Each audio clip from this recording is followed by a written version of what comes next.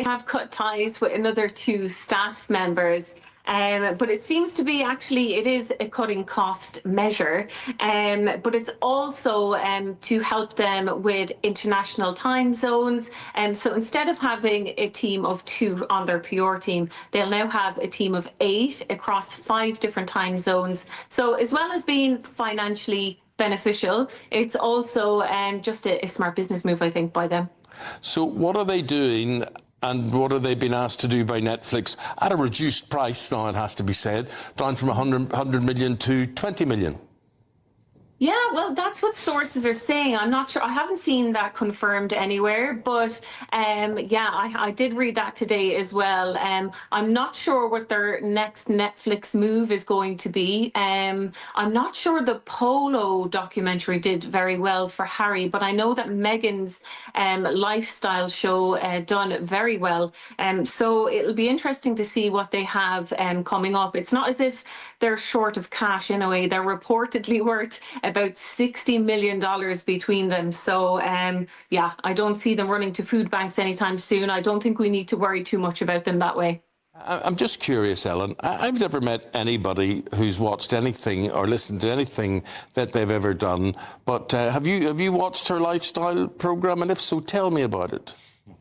I did indeed. I watched it, but as part of my job. And to be honest, it's not something that I would watch, but just like I wouldn't watch F1 on Netflix, it's just not my cup of tea. But I did watch it, and I can see why people like it, but I can also see why people didn't like it. It was heavily curated, and it was very Instagram friendly, very Martha Stewart. I think a lot of people wanted more of a raw, gritty Meghan, where they can see an insight into her life a bit more, like kind of like what we get with the Kardashians, let's say. But we're not going to get that with Meghan and Harry. They have to really curate their lifestyle because, as you can tell, everything gets picked apart with a fine-tooth comb. So they have to be very careful what they put out there. I'm listening to your lovely accent. Are you Irish? I am indeed. I'm from Cork. You're from Cork, are you? Oh, excellent. Excellent. Do you still live in Cork, or you live in England? No, I live in London now, so I've been here for the last 8 years, so it's starting to feel like home. See, so what I'm sort of getting at as well is, does the Meghan stuff make you feel, I know you say it's Martha Stewart-like or whatever, but would she make you, bake cakes and do things that you would watch on it and you would say, oh, that just reminds me of home, that's lovely, that's really... Because I can't see anything in Meghan Markle's home that I think I would identify with. That's the thing. I see what you mean. It is very Californian, let's say. I can see her target audience would be, stay-at-home moms and people who have a lot of time to put flowers in ice cubes.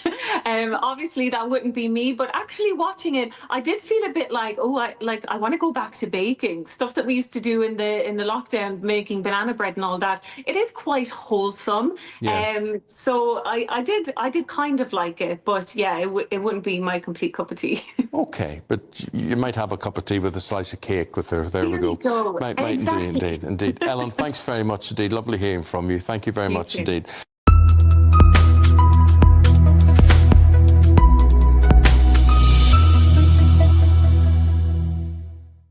Welcome, Royal Telly viewers. I'm your host, Chloe. We're here to unpack the truth behind the narratives that surround us, particularly those concerning the Sussexes. Today, we delve into the latest controversy surrounding Meghan's Netflix show, With Love, Meghan, a show that reflects her passions and interests, which have been a part of her long before her royal journey. However, this sincere effort has been labeled as heavily curated and too Californian by journalist Ellen Coughlan. This criticism mirrors the language of the British tabloids known for their negative portrayal of Meghan.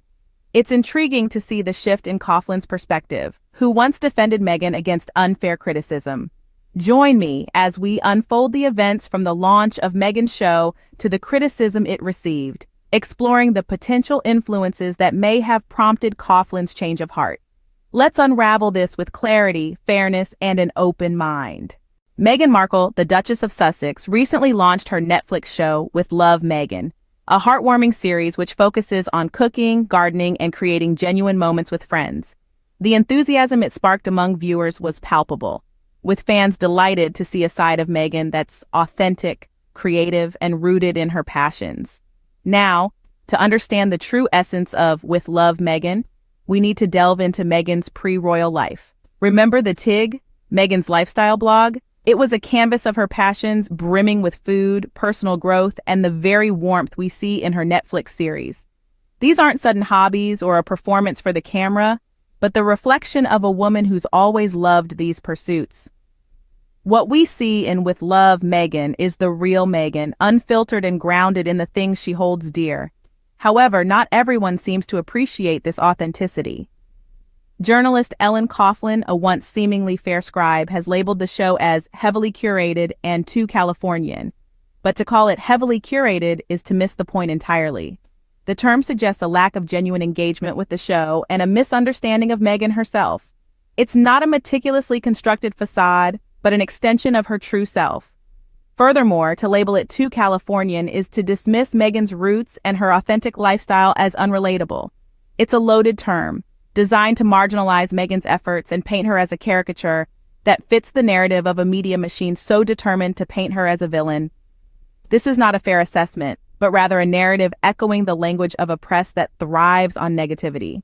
The show is a true reflection of Meghan's passion and interests, far from being heavily curated. It's a celebration of her love for cooking, gardening, and sharing beautiful moments with friends. It's Meghan in her element, doing what she loves and sharing it with the world. And that, dear viewers, is as real and as authentic as it gets. Despite the authenticity of the show, journalist Ellen Coughlan labeled it as heavily curated and too Californian. This echoes the very language used by the tabloid press, a media machine notorious for thriving on negativity. It raises the question, what has shifted in Coughlan's perspective that she now aligns herself with such rhetoric?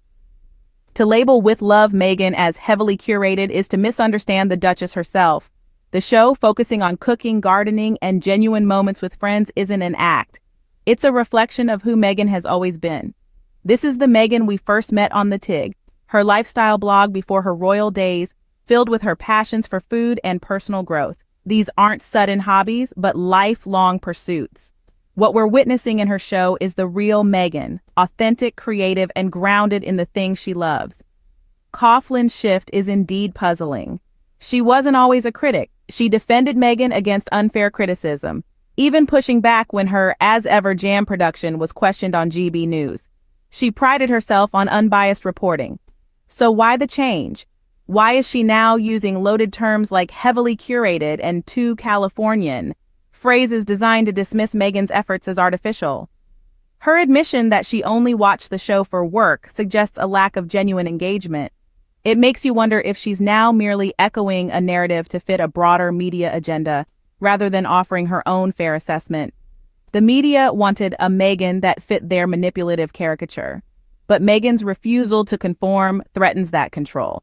By calling her show too Californian, Coughlan inadvertently plays into this narrative, implying Meghan's authentic lifestyle is unrelatable, when it's simply a reflection of her roots. Lastly, we must consider the unsettling possibility of palace influence on commentators like Coughlan. Access to palace sources is currency for royal commentators, and many fear being cut off if they don't align with the established narrative. This pressure might explain her shift from fairness to criticism. Despite these efforts to undermine her, Meghan's authenticity shines through. It's puzzling why Coughlan would shift her stance, especially when she previously defended Meghan. The media has been quick to dismiss Meghan's efforts, using loaded terms to paint an artificial picture. To label her show as heavily curated or too Californian is not just a critique of the content, but a dismissal of her authenticity. These words echo the very language of the British tabloids, a press that thrives on negativity and controversy. This makes us question, what has led to this shift in perspective from journalists like Ellen Coughlan? Why are they seemingly aligning with a media machine so determined to paint Meghan as a villain? The media's portrayal of Meghan is far from fair and balanced. In fact, it's heavily biased, often focusing on the negative aspects and ignoring the positive. This is not a new phenomenon, but a pattern we've seen time and time again in the media's treatment of public figures who don't conform to their expectations. Meghan's refusal to fit into their preconceived notions threatens their control, and so they resort to dismissive language and unfair criticism. But there's another layer to this narrative that we must consider: the possibility of palace influence.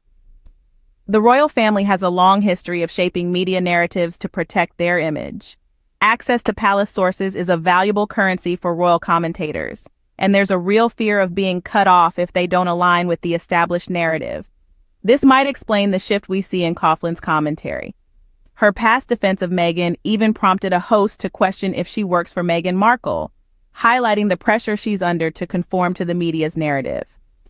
The media's role and influence in shaping public opinion is undeniable, but it's important to remember that this power can be used responsibly or irresponsibly. It's up to us as consumers of media to question the narratives we're presented with, to look beyond the headlines and seek out the truth.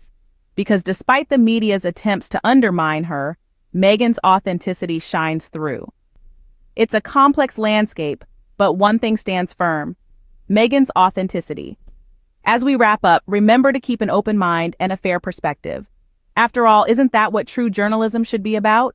We invite you to share your thoughts in the comments below. We value your input and look forward to a lively discussion. Thank you for joining us today on Royal Telly. I'm Chloe, your host. Don't forget to like, comment, and subscribe to our channel. Until next time, stay royal.